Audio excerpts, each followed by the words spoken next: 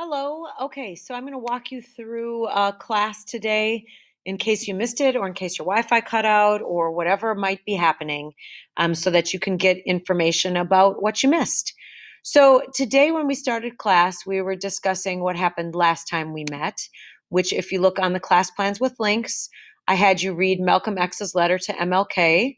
Looks a little something like this, very short letter written on July 31st, 1963. And I asked that you do some research into the guiding questions. So the first thing that I did is we separated the class into breakout rooms so they could discuss what's some of the events in the world that inspired the writing, how the writing fit into the context of the conversation, the relationship between the speaker and the audience, some of the audience's biases and things like that, as well as the speaker's biases. So um, when you do some background research into this letter, you're going to find a number of things. In general, this letter was written in 1963, which is in the heart of the civil rights movement. And there were two different types of civil rights movements. The one that we hear about the most frequently was led by Martin Luther King Jr.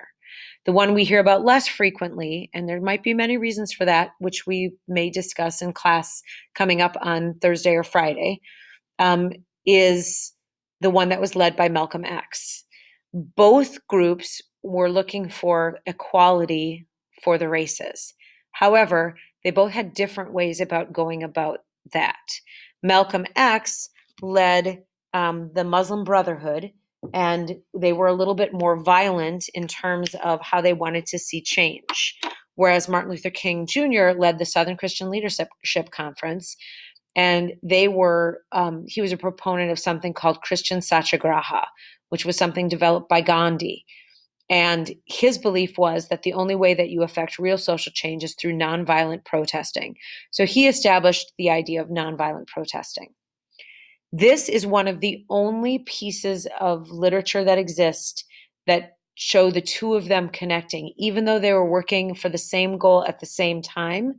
It is very rare. In fact, there was only one time you ever saw them meet in public. And this is one of the only exchanges. And it's not even exchange because Martin Luther King Jr. did not reply to this letter.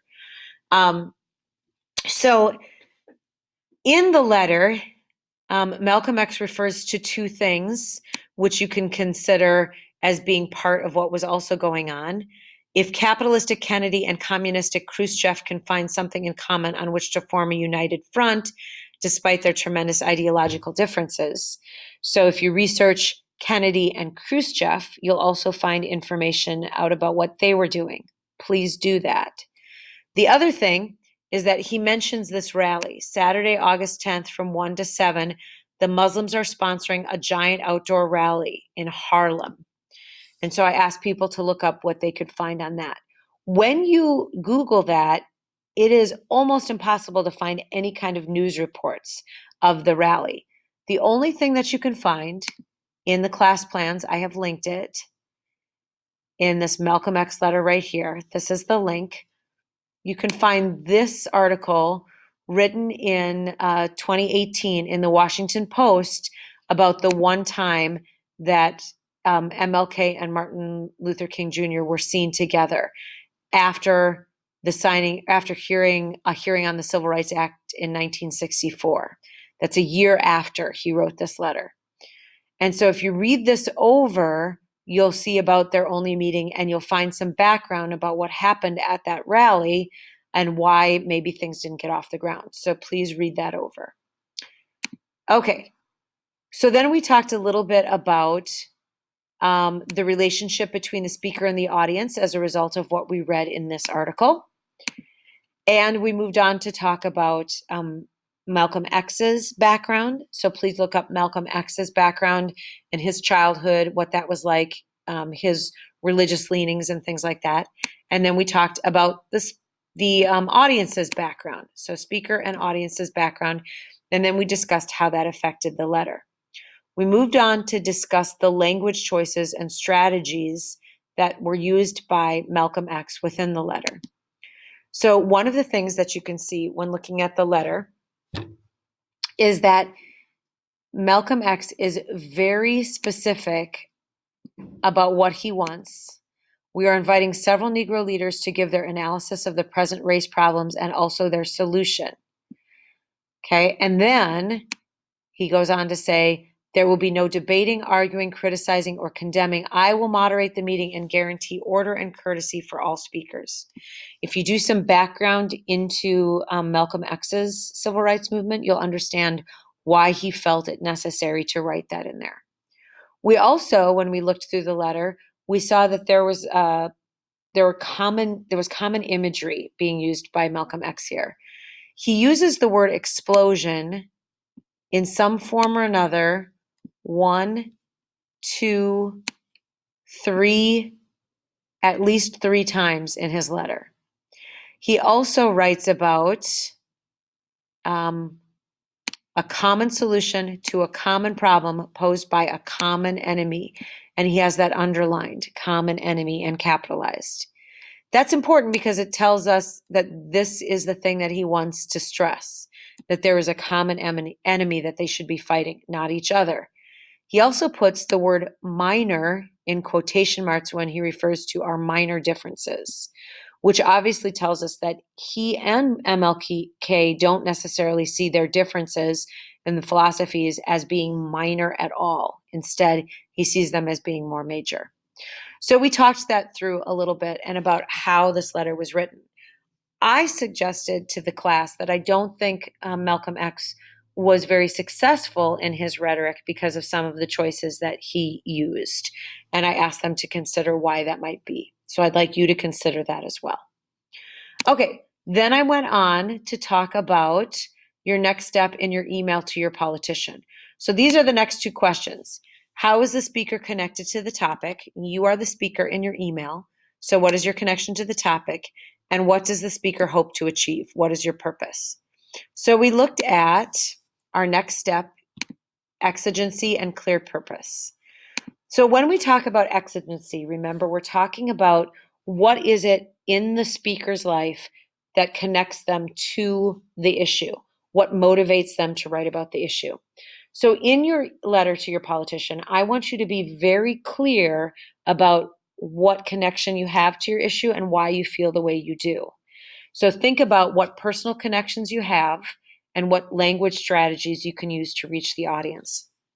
I want you to think of effective language strategies, not ineffective language strategies. So writing to someone who believes in peaceful protest and talking about an explosive powder keg may not be effective. All right. Then I want you to also think about your purpose statement. I want you to have a clear purpose statement. What do you want the politician to do, to think, or to believe at the end of reading your email? And then how can you express that both firmly and politely? So if you take a look at Malcolm X's letter to MLK, he is firm and he is polite.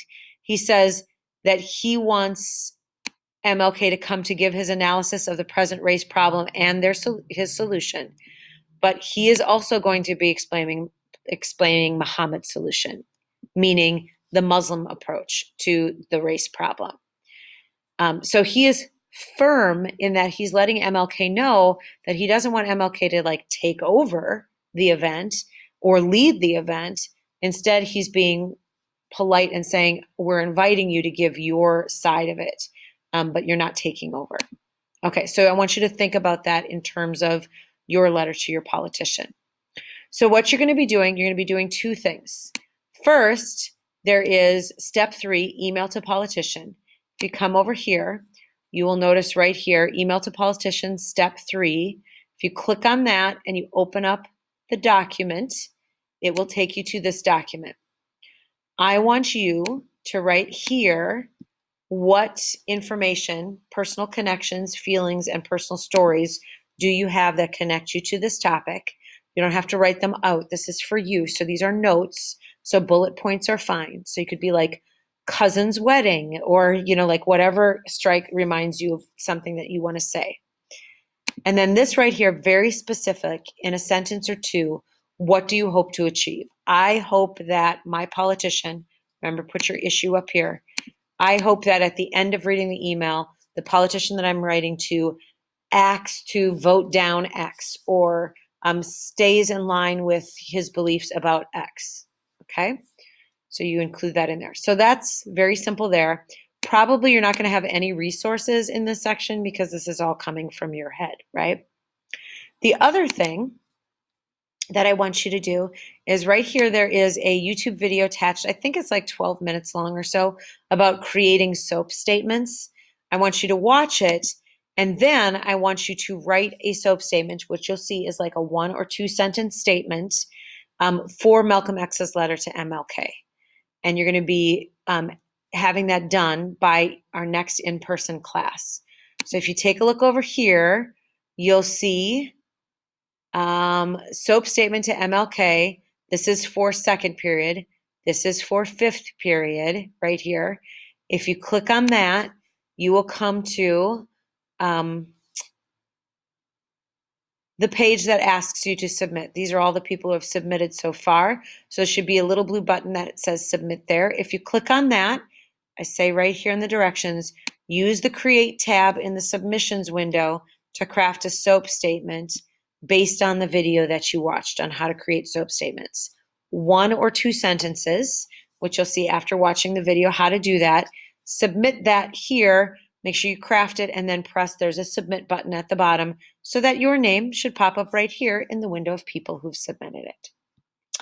Okay, so that's essentially what we talked about in class. Took us a little bit longer than it took me right now, but remember, I want you to read over this article here, Martin Luther King Jr. met Malcolm X. I want you to complete the Schoology assignment on your connection to the topic and what you hope to achieve for your email to your politician.